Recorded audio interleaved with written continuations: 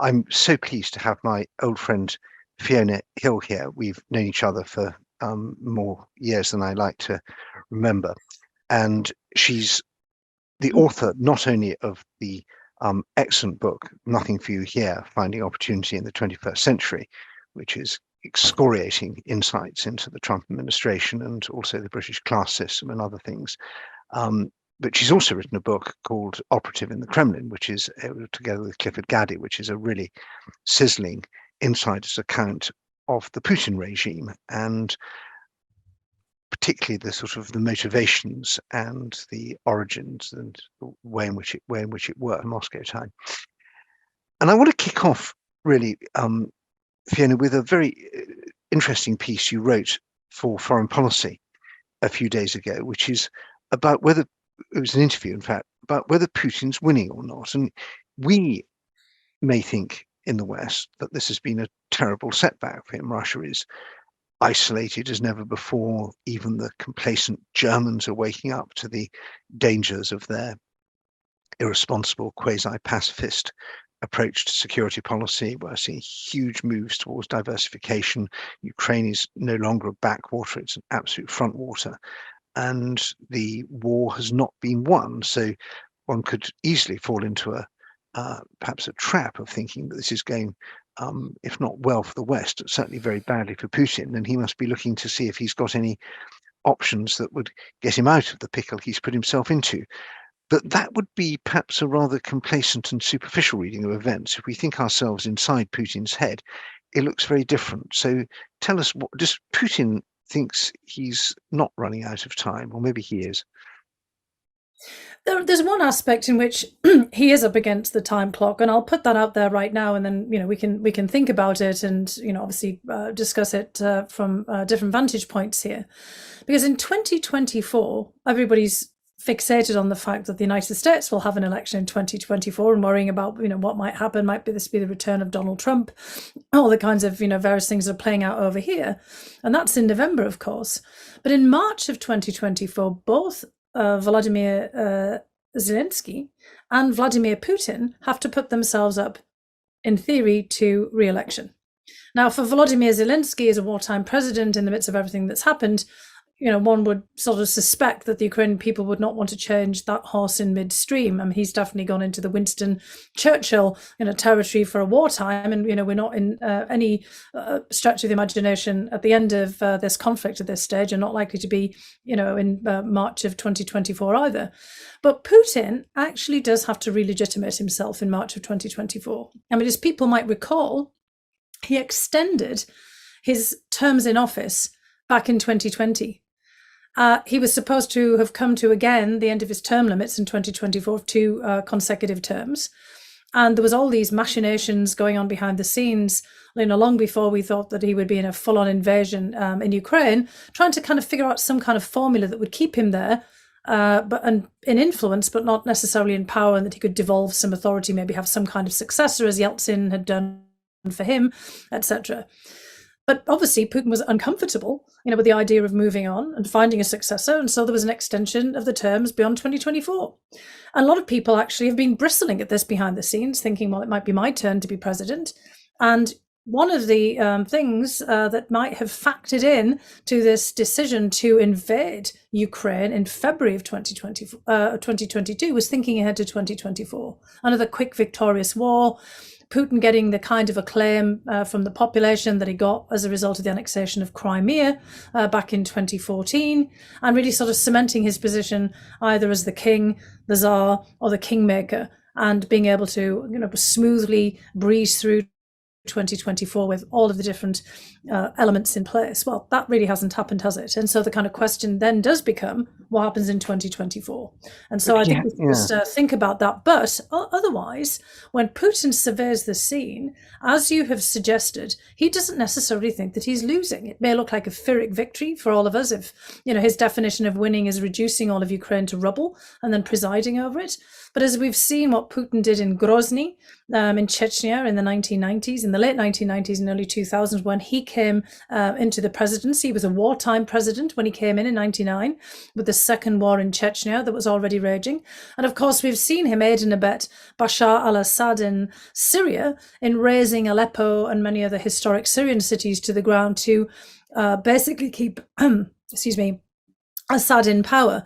So from Putin's perspective, as long as he can grind everything down, then he can prevail. And he also, of course, thinks that the West will simply fall apart. And of course, every debate right now going on in the Western press is about, can we make it to winter?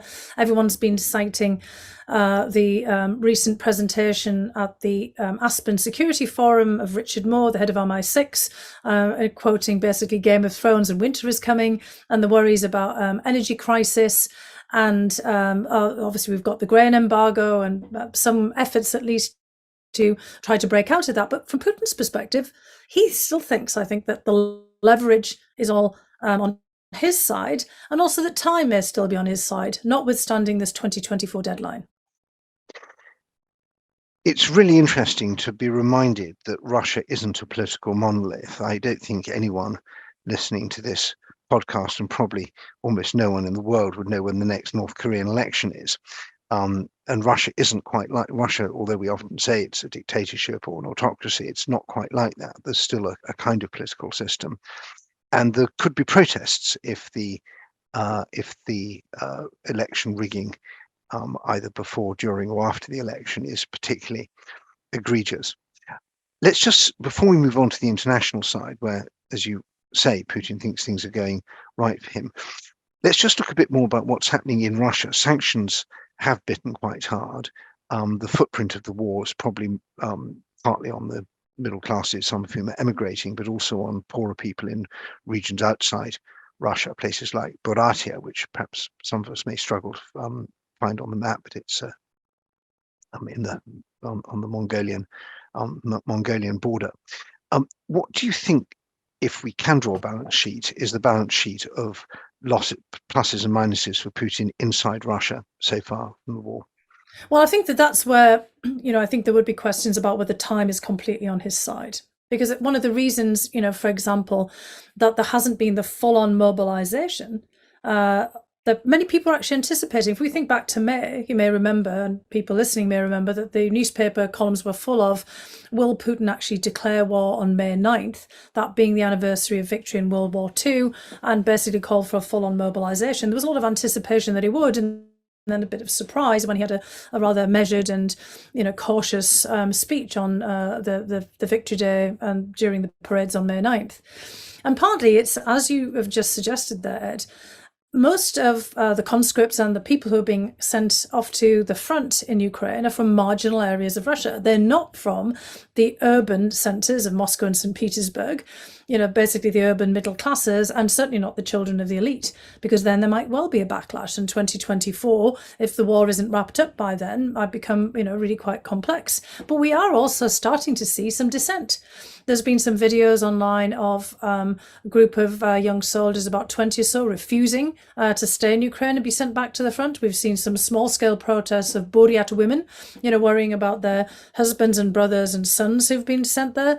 We've also getting a lot of reports that the Wagner Group, for example, or the paramilitary organizations and networks that the Russians have also been using to send off to the front, have actually been recruiting in prisons and, trying to, basically get more people to go out to the front, suggesting that there is a manpower shortage and that Putin has been quite hesitant about having full-on mobilization and trying to do stealth mobilization because he might be worried about popular support.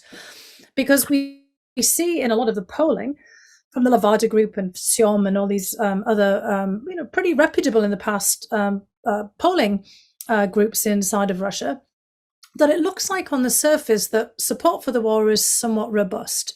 But when you start to parse all of this, it's clear that older people are more supportive. Older people are watching television and getting their news from television.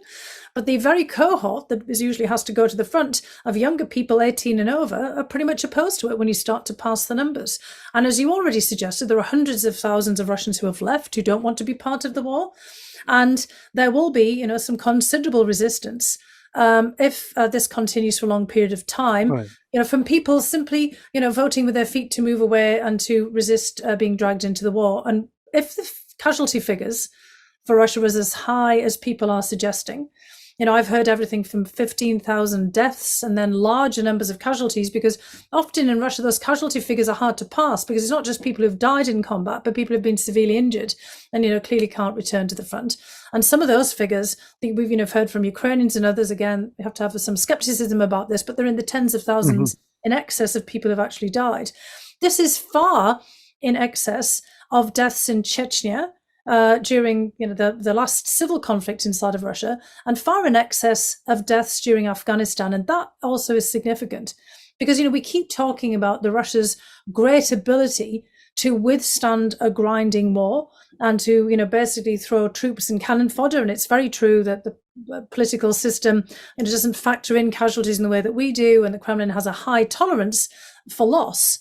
We have to remember that all of these previous other major military operations were when it was the Soviet Union, when it was a population, twice as large as it is now. This is the first war of Russia as a Russian federation with 140 million against a neighbor. World War II was the whole Soviet Union. Ukrainians and Estonians and others died during that. And similarly with Afghanistan, when there were a lot of soldiers sent from Central Asia. So I think we have to factor in here that it's not that simple, from the perspective of the military operation. Well, I want to look at the diaspora in a moment, because this is a huge new element in the equation. But I just want to concentrate for a little bit longer on this, what one might call the scraping of the barrel that's going on, the clear difficulties that Russia is experiencing and sustaining, both from a manpower and from a supplies point of view, the offensive. Because in Russian military doctrine, if one looked at an offensive that was in this sort of difficulty, the absolutely clear conclusion would be that one needed to pause. One would take many weeks, possibly quite a few months, to rebuild supply lines, rebuild stocks, reform units, deal with all the wear and tear that's happened. I'm wondering whether any Russian general is going to have the nerve to say to Putin, we're on the point of running out of puff, boss, we need to stop. Because if they don't, then the whole Russian front becomes quite brittle, and the chances of a Ukrainian counterattack being successful greatly increase. Yeah, well, I mean, that's really the big issue, isn't it, right now? I mean, one wonders if Sergei Shoigu, who is the defense minister and used to be, of course, the minister of emergencies, and is actually a civil engineer, not a military guy, is allowing, the percolating up of information from the uniformed military. Because we're certainly getting a lot of reports from various places. Royal United Services Institute in the UK, for example, has done a whole series.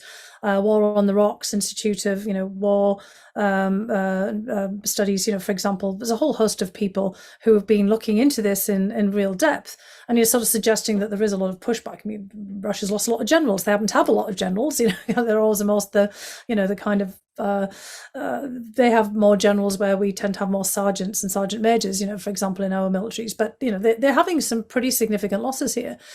So I actually think there is a risk here that some of this information actually does filter up, and then Putin tries to declare a kind of a victory of sorts in the interim, and that we then kind of fall into this sort of idea that we can create some kind of negotiated solution. I think this is why it's so important right now, looking at the battle for Kherson, what's happening in terms of the Ukrainian counteroffensive to push back some of the Russian lines, because I'm pretty sure that if Putin had already got full control of all of Donetsk and Luhansk, having recognized all of this in its administrative borders, and the Kherson Oblast, and the kind of the whole region around the city of Kherson, it's about a few 100,000 people, live in the entire region, and then adding to their control over places like Mariupol and elsewhere, that they might actually cause for a pause. But for them, it would be an operational pause, and then try to kind of push everybody into a negotiation so they can consolidate what they've got, and then use that for a platform, for a relaunch of hostilities at a moment when they've managed to literally regroup and resupply. And I think that that's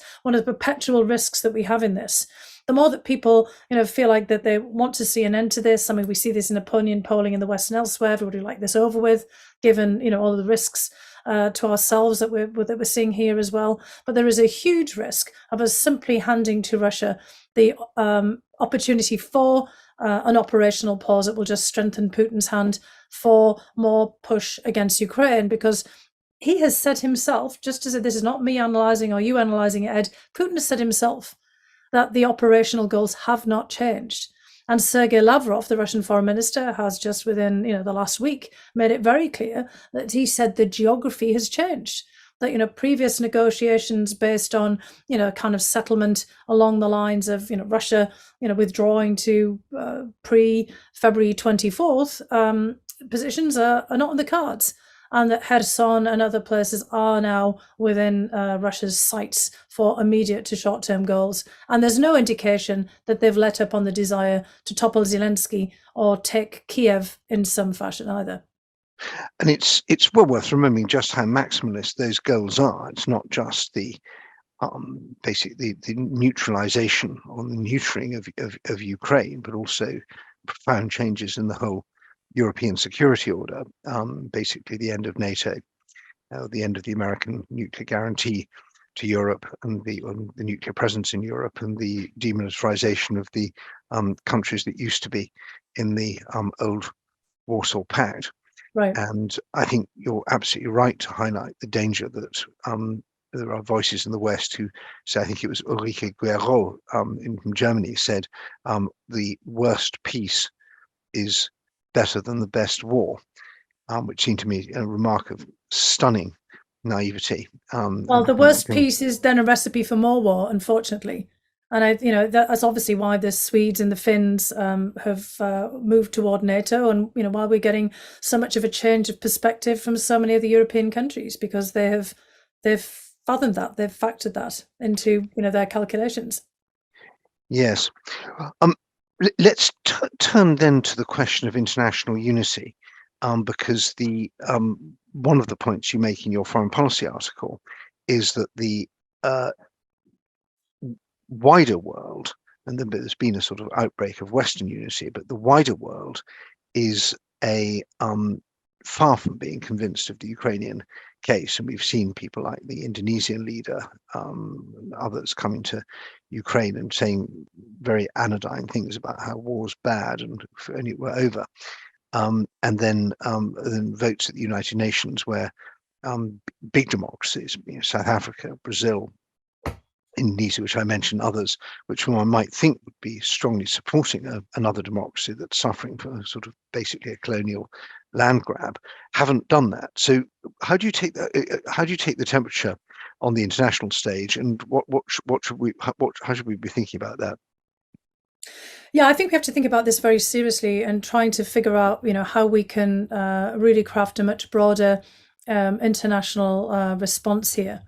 As you've outlined, Ed, there is a lot of difference of opinion in other parts of the world that's maybe perhaps not so clearly expressed publicly, but behind the scenes, people are very frank about the way that they're looking at things. So it's not that many of these countries, Indonesia, Kenya, other places, actually the Kenyans and Ghanaians have been, quite outspoken within the United Nations General Assembly frame, for example. It's not that they don't understand what's happening here, and they can't see that Russia is trying to retake previous territory, and that this is in many respects a colonial war of imperial expansion.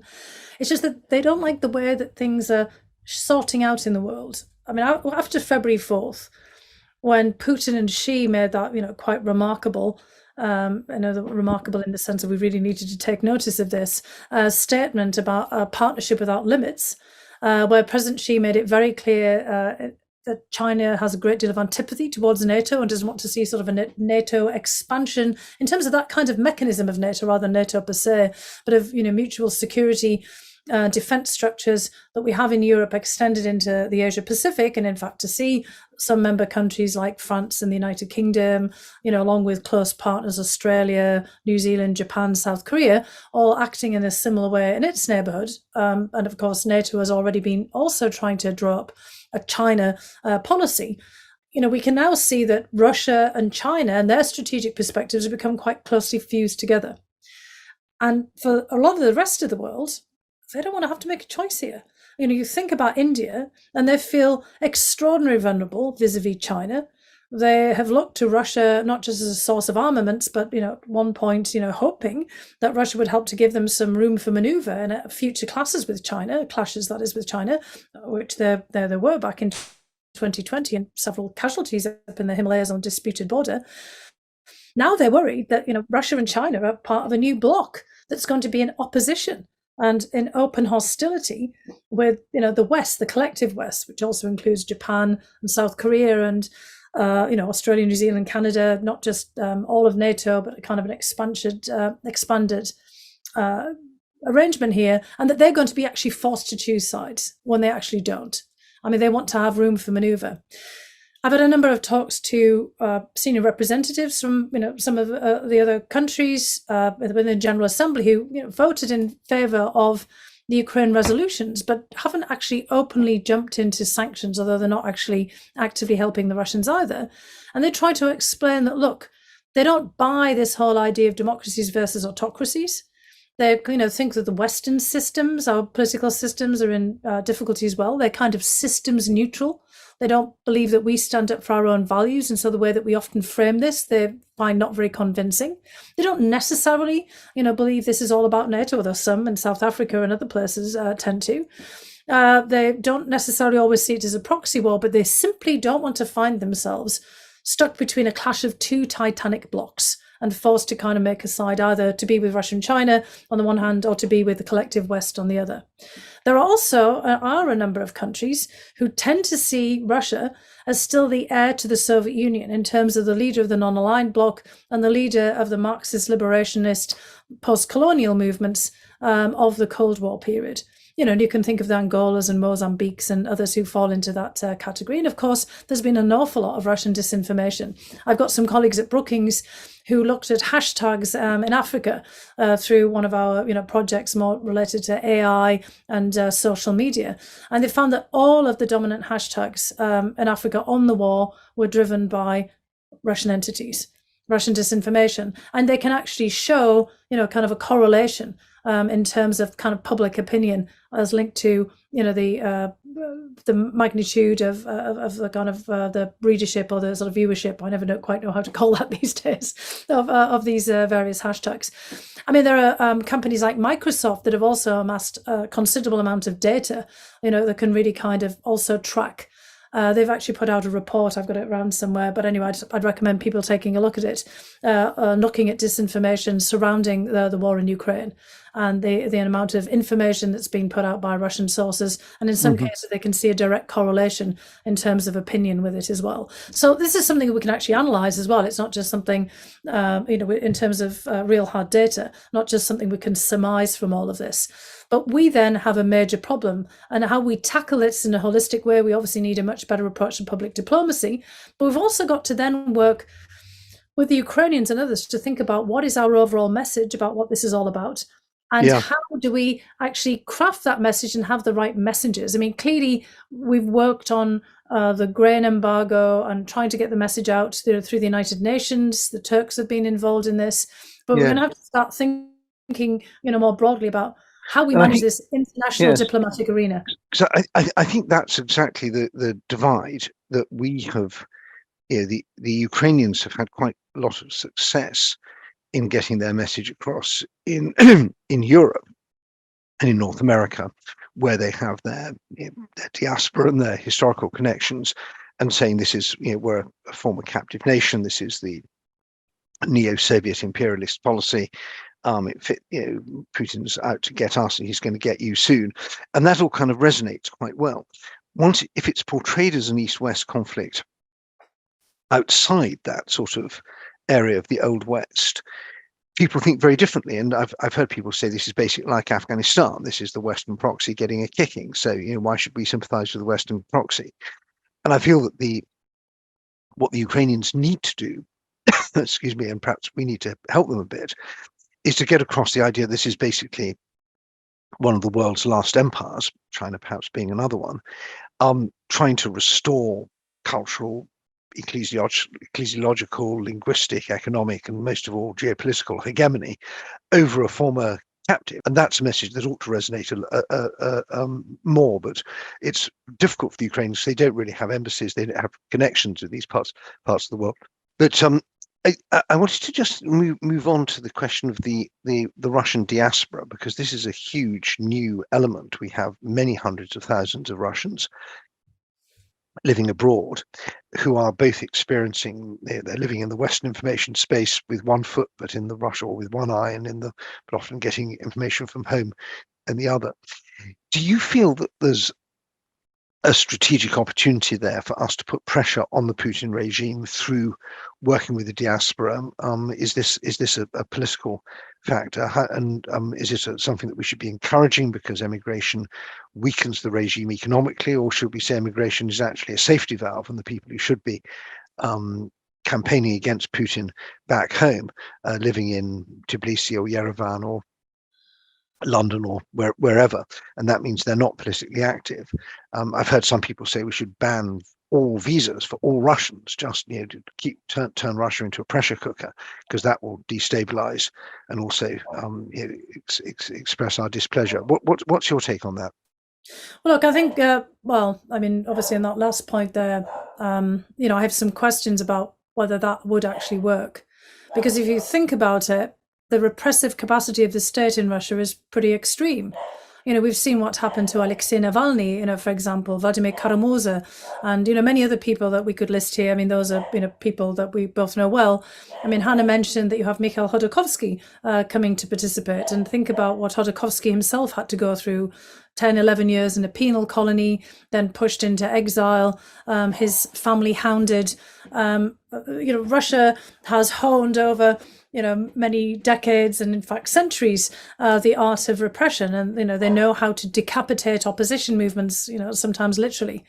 So the barrier for protest has been set extremely high, and in part this exodus of Russians is a protest. I mean, hundreds of thousands of people, I can't say that I've spoken to hundreds of thousands of people, but I've certainly spoken to enough people who have come out from Russia to know that they want to be part of Russia's future, not part of Vladimir Putin's past and this vicious present. And so making a strategic alliance with some of the people out in exile who can be, kind of a different kind of force for change inside of Russia in the future, I think is also very important as well. I think we have we run a huge risk if we ostracize Russians who clearly are not supportive of this regime, and basically judge them in the same way that we're judging those who are actually enabling the war and help to plan the war with Putin. Now, often I and others talk about Putin's war, and this is very deliberate because actually Putin did make this decision pretty much single-handedly to go to war. There were a handful of people around him who were part of the decision making, but you can actually see, very clearly that an awful lot of people were not in the mix and were uninformed, notably the Prime Minister and the head of the Russian central bank, who've left obviously a lot of resources outside in the wilder world where they would be seized. Sergei Naryshkin, the head of the external security services, looked as mystified and shocked as everybody else in some of the Kremlin press conferences just before the invasion, for example. So, I mean, we can know then from the outside that there are some people inside that one might to try to exert pressure on and actually try to find communications with, to kind of gauge, how much that they're upset with this. I mean, we have this big debate about the seizure of oligarch assets and business people's assets. Not every business person in Russia is linked to the Kremlin, and actually the seizure of their assets often might, in fact, push them even further towards support of the Kremlin, because then they feel that they've got no other options. So I think we have to have a very serious debate about this, not just about the short and to medium term and how to put pressure on the Kremlin, but over the longer term about how to re-engage with Russia, just as we had to have those debates about the Eastern Bloc during the Cold War. I actually believe that, again, trying to focus on this international diplomacy and what we were talking about before, when the Russians suddenly find that the Indonesians and Malaysians and the Chinese and others are actually saying to them, look, you need to put an end to this. This is actually hurting all of our interests. It hurts our bilateral relationships, that they're going to pay more attention. Now, that's going to be extraordinarily difficult. I mean, clearly we have to keep a close eye on the Kremlin enablers, there is, of course, some pretty solid support for this war, this special military operation. There are many members of the Russian armed forces who have committed atrocities now. But again, not everybody has done this. And so I do think that we have to bear in mind that over the longer term, and that's, sometimes still off in the foreseeable future, we will have to re-engage. Now, a lot of people, we've heard Macron talk about don't humiliate Russia. I think that's because it might turn out to be like Weimar Germany. We're already beyond that. Russia has gone through its Weimar period, and we're already in the, full-on, invasion of Poland plus. And if we're thinking about a World War II analogy, Russia and Putin have only humiliated themselves. But there is a point of over the longer term that, we can't ignore that Russia is there. And short of a complete and utter loss of war and an occupation of Russia, which of course didn't happen during the Cold War, the end of the Cold War, and is unlikely to have happened in this case too, it's going to be very hard to get Russians to come to terms with what they've done. And we'll only be able to do that by engaging, with people who genuinely see things differently. I think the German and the Japanese experience of, kind of coming to terms with imperial excess and wartime atrocities, of course, happened under circumstances of occupation. And, we can engage with the Germans and Japanese and others to kind of think about that, because at some point, the Russians are going to have to come to terms with, as they tried to during the Gorbachev period and early Yeltsin period, with what has happened in here, because otherwise you're going to have generations of enmity, to overcome, not just with Ukrainians, but with most of Europe as well, which is not going to be sustainable for Russia over the longer term. This isn't a great, kind of answer here, but I think we have to think about this, as you've already laid out, in different terms. There's not one single approach. I think we have short, medium, and long-term issues that we have to factor in here. Yes, and I think that this business of trying to move towards a post-imperial Russia that's an actual nation state and doesn't define itself in terms of controlling other groups either within its borders or beyond them, is an admirable long-term goal. It's very hard to see how we get there at the moment, barring a catastrophic military defeat. Right. And of course, the problem with that is that if Putin winning is very scary, Putin losing is pretty scary as well, because you mentioned in that foreign policy article I referred to at the beginning, his favorite story about the cornered rat.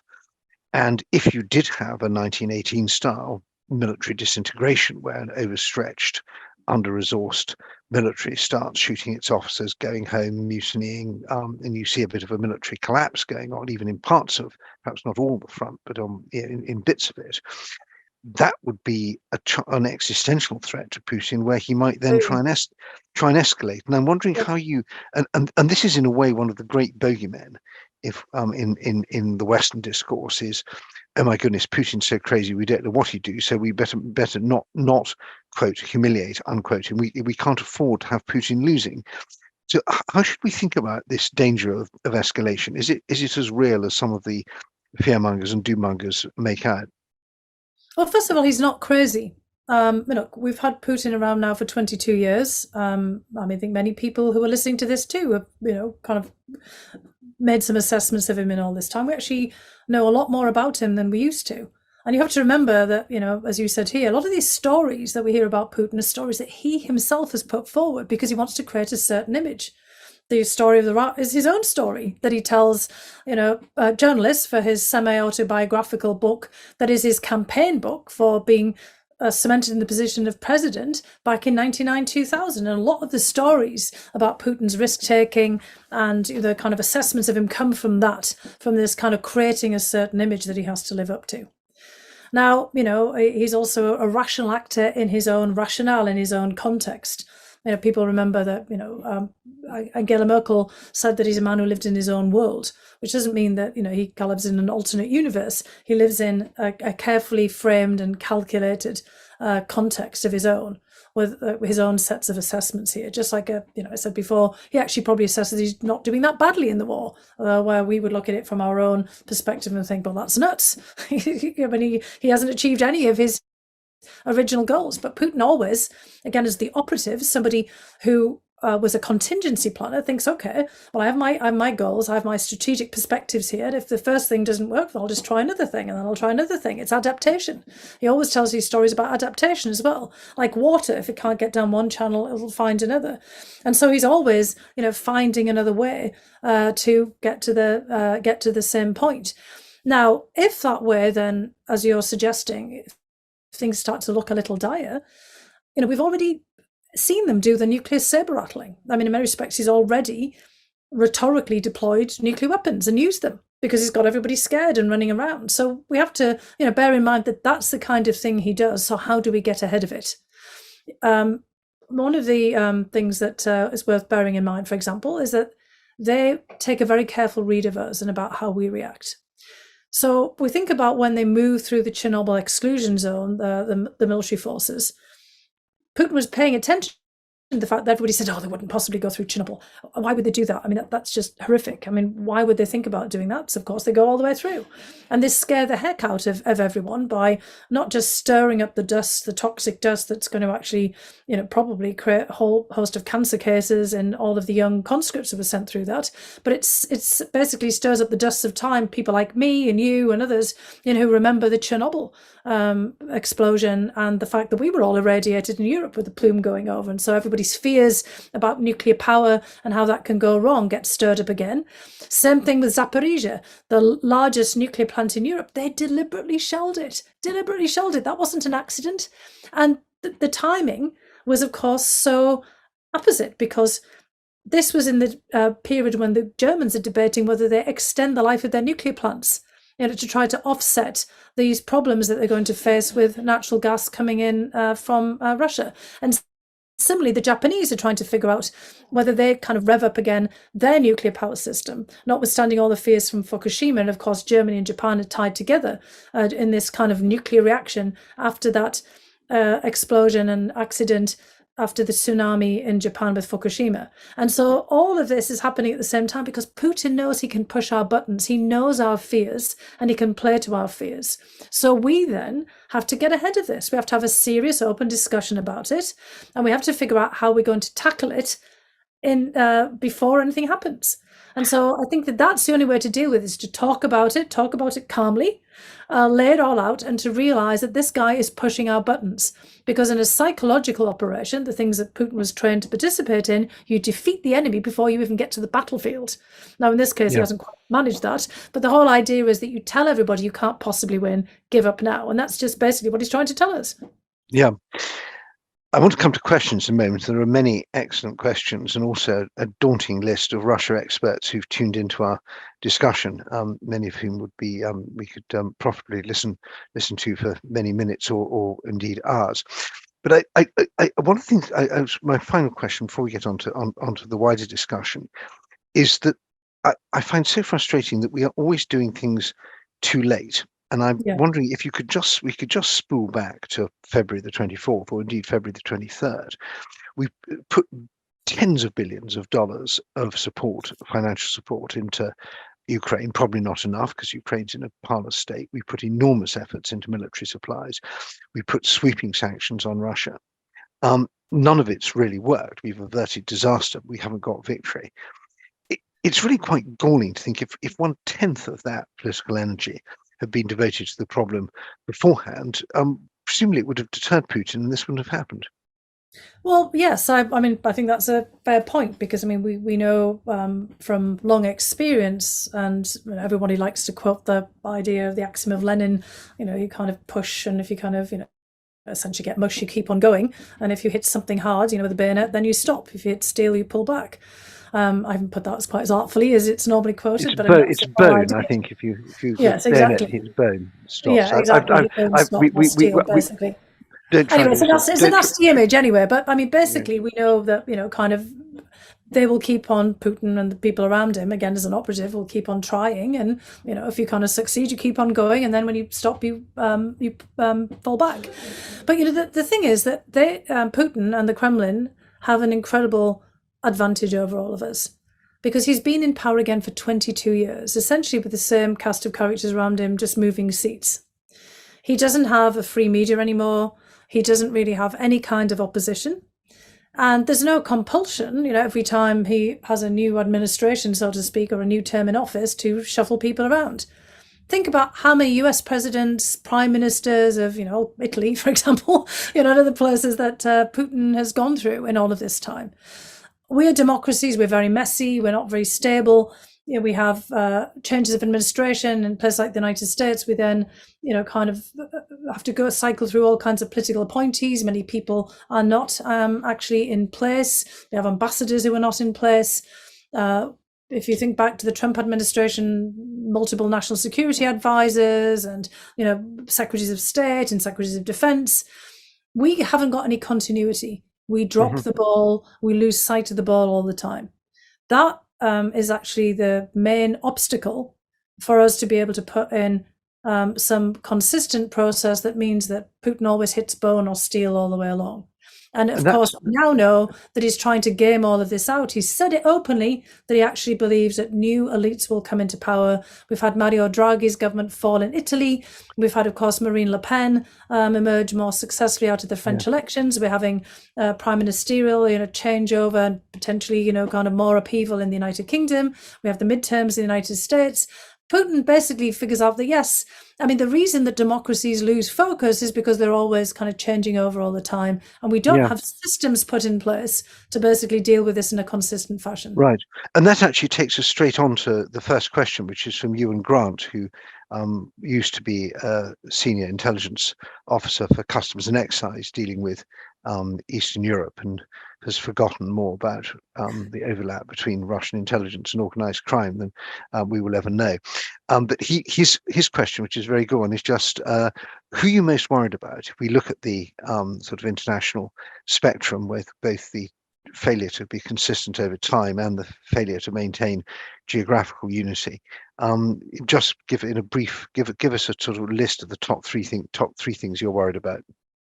Now, was it who or what am I most worried about? Which countries in the West? Where are the weak spots? Well, there are weak spots on every front, honestly. Here in the United States, Italy, obviously, with the Salvini and others, coming back into the fore again, and the Draghi government having fallen. France, not because I think that Macron is under particular duress at the moment, but he obviously also wants to have a different approach to dealing with Russia. And of course, there is that big influence now of Marine Le Pen, and also, on the far left within France as well. Germany is going to be in really big trouble. When we look, the Germans, Habeck, for example, economics minister, they're quite open about this now. Now the fact that the energy rug has been pulled out and beneath Germany puts into question the whole future of German industry, which was predicated on access to cheap natural gas. That was the Schroeder miracle. The turnaround of the economy was because of this pact with the devil with Gazprom and with other Russian energy entities, which is one of the reasons why Germany resisted doing something for so long. And look, in the UK, we've had the promises that as the Prime Minister changes over, there will be, continued support for Ukraine, which I think is the case. But it's also a bandwidth issue, right? The more domestic problems you have, the more that it becomes difficult to keep your focus on the foreign policy front. And obviously, the United States has that in spades right now. So I'm kind of worried on every front. I do think there are countries out there that have not lost their focus, that can keep their focus, but they need to have, the backing of others as well. I'd be betting on the Scandinavians, the Finns, the Swedes, the Danes, the Dutch, along with the Norwegians. And let's not forget the Estonians, Latvians, and Lithuanians. I was going to say, that's where I was getting to, and also the Irish. There are a whole bunch of countries out there that are thinking about this really seriously. The Poles are running around with some pretty serious public diplomacy at the moment. So they actually, maybe some of the smaller European countries, coupled with the Canadians, Australians, Japanese, and South Koreans, then maybe the mainstay of this effort here. Well, I think I'm sorry for interrupting you. I'm always keen to highlight the absolutely astonishing efforts that the Baltic states have made, which are per capita in terms of their size. It's. I was just at the Aspen Security Forum, on a panel with Mick Maran, who's the, as he described it, the head of a boutique intelligence entity of Estonia, and he was the star of the show. and Yeah. showing that if your boutique maybe and it's just a handful of people, but your analysis can just blow people away because you've never lost your focus. There's nothing wrong with a boutique if it stocks the stuff you want to buy. Exactly. So I'm just going to jump down the order because you mentioned soft spots, and there's a huge controversy going on here in Britain right now about our outgoing Prime Minister and former Foreign Secretary hanging out with his friend Yevgeny Lebedev and having a private and unannounced and unreported afterwards meeting with Alexander Lebedev, formerly of the first Chief Directorate of the KGB. And there's a question here from Mr. Anonymous Attendee, which is either a very witty name or what he has really registered, who says, what's your take on that? And also the what he says of 3 million of Russian donations to the Conservative Party. I think we have to say that those donations are actually from British citizens who are maybe of Russian origin and are completely legal, and we don't want Intelligence Squared to be sued and no wrongdoing is imputed. But do you have a quick take on Russia, Boris Johnson, and the woes of the British establishment? Well, look, I think that all of the reporting on this is just really reflective of the kinds of vulnerabilities that we've known about for a very long time, not just in the UK, but all over the place. Look, we know that Marine Le Pen, and what used to be the Front National, which is now the National Rally, took money from the Russians, via an intermediary bank, for example. We've talked about, I just mentioned Salvini and the Lega, and then there's the Five Star and other movements in Italy that we also know have had some really close dealings with Russia. Salvini, infamously wandering around with a T-shirt with Vladimir Putin on his chest, and many people visiting Moscow and availing themselves of RT. And you, Ed, wrote about this in your book on the new Cold War. I mean, we've been documenting this for an extraordinarily long time on every front as it being a liability. So now what we're seeing is just the proof of this. And it's not just in the United Kingdom, it's not just individuals or, kind of political parties. It's just across the board in the United States as well. I mean, this is pretty much every country with the exception perhaps of the Estonians, and even then, and the Finns and the, and others, they've also had a bit of a hard time keeping everything up, but they've been really scrupulous, about trying to make sure that Russians were not in their systems, not in their economy, and that they couldn't be subject to blackmail. Well, it's a very good sign. It's exactly Putin's business, is trying to find points of leverage, corrupt business people writ large, no matter where they are, or politicians who would like to have some extra money. The Chinese do this now, around Africa and elsewhere as well. I mean, this is something that we have to just recognize. It's a liability. We need to roll it all back. And of course, the most alarming thing is a country that never catches any spies.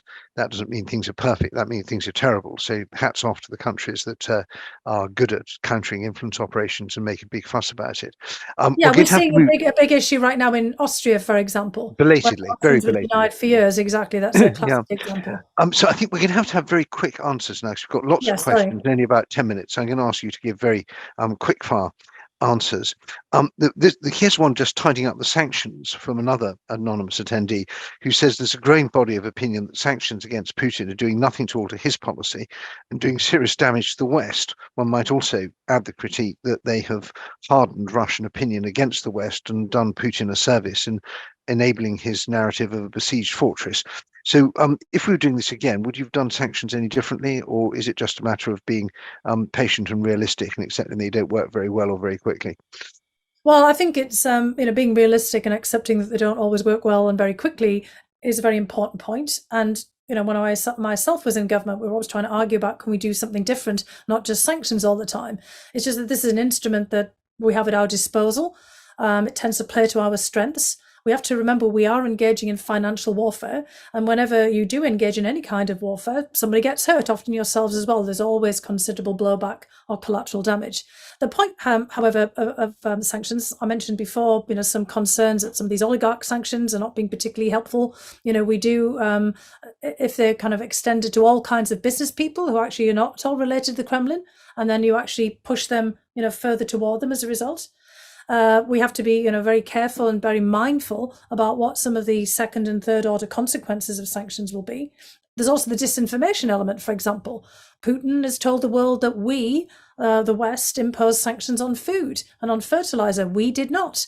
Putin was able to use the fact of sanctions on energy, of course, which did raise energy prices for fuel, and has knock-on effects, to then basically say that we're sanctioning everything. And the Russians tell neighboring countries that could get implicated in secondary sanctions, that the West is sanctioning them as well. So there's a disinformation element.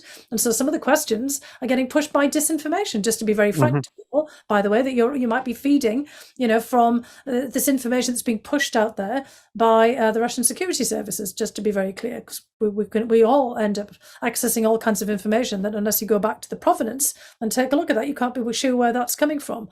But there is one element where I think we can be very clear that Russia will start to get hurt, and that's on its ability to buy things. So, high-tech components. We're already seeing some problems to the Russian military for that, because that's sanctions that were imposed on the military-industrial complex of Russia going back to 2014 when they annexed Crimea.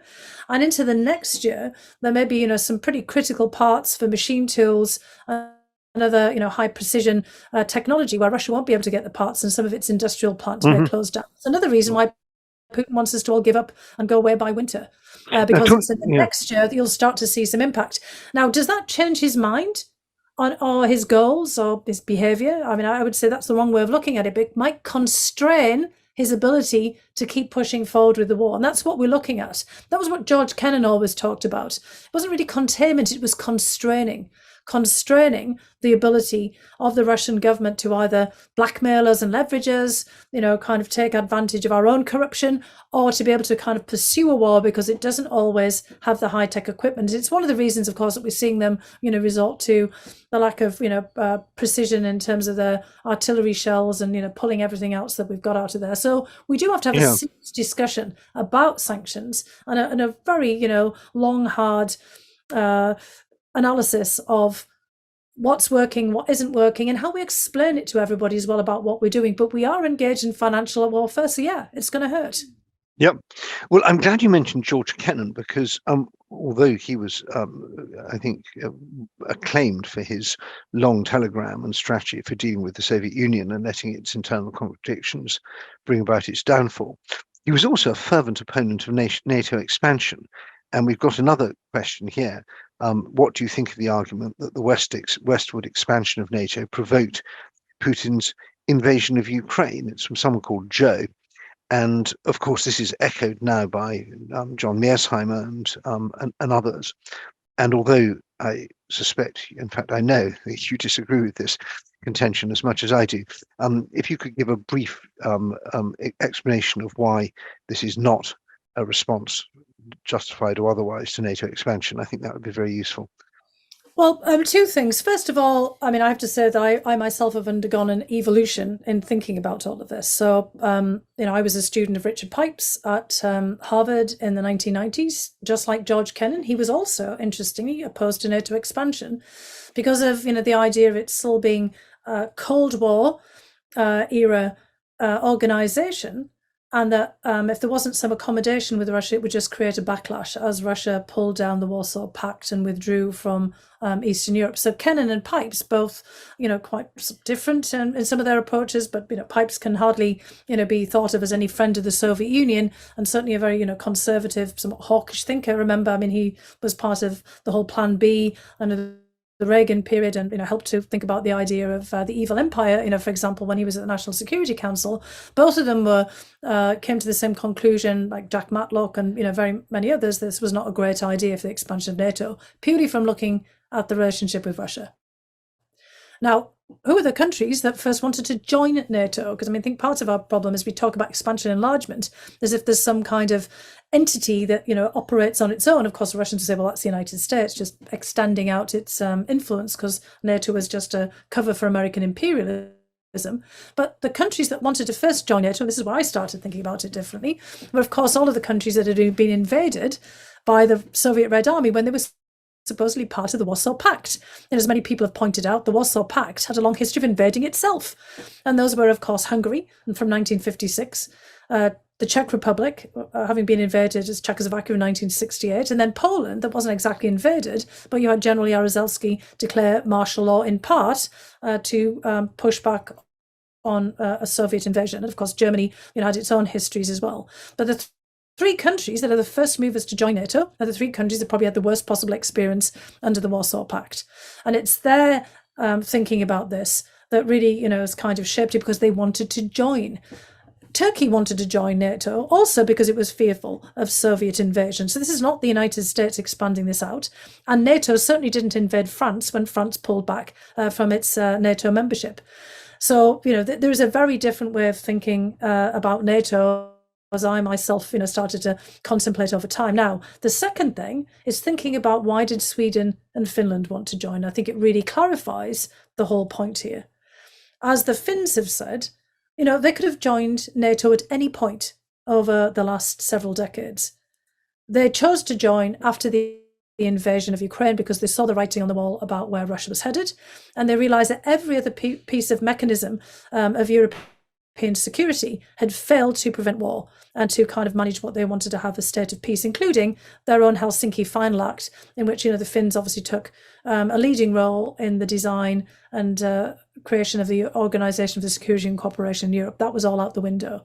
Sweden reversed 200 years of neutrality because it now sees a much more aggressive Russia, and now buys what other countries like Poland and then Hungary, probably not now Hungary, and Czech Republic were kind of saying back in the earlier part of the 1990s. The other thing, and this is actually a third point rather than just a second point, very briefly, Putin himself has said that it's not just about NATO anymore, because when he was asked about Sweden and Finland after fulminating against their entry for years, basically says, well, we don't have the same problems with Sweden and Finland as we do with Ukraine. He has made it crystal clear that this is really about Ukraine, and Ukraine having the temerity, basically wanting to ally with organizations, countries and entities that are not Russia.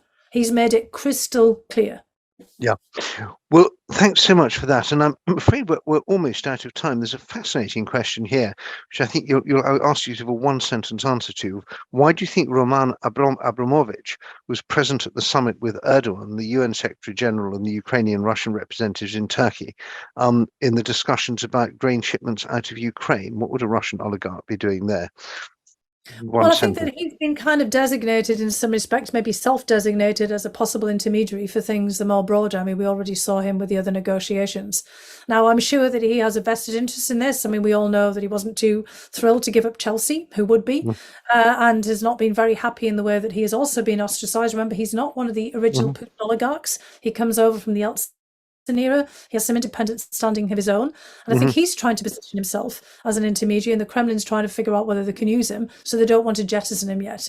I would, however, be skeptical about kind of really what he's up to and what the utility of this is. But I think we should just take note that he's been put out there as an intermediary and as somebody who could create some continuity at a point where the Kremlin might be more serious about negotiations.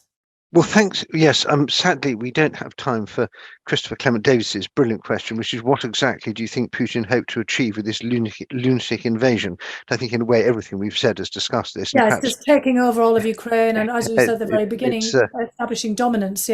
Yeah, but it's certainly given us a chance to have a good discussion, although I think we should never forget this has come at the price of tens of thousands of dead, hundreds of thousands of shattered physical and mental injuries, and millions of shattered lives. Displaced, and however fascinating it is, and however many positives we're able to find, this is against the background of the worst thing that's happened in Europe in our lifetimes.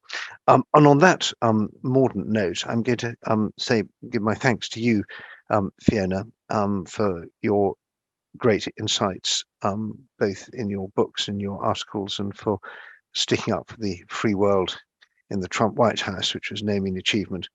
And I want to thank the audience for tuning in, and we look forward to seeing you, and most of all to our host, Intelligence Squared. Well, thank you for having me.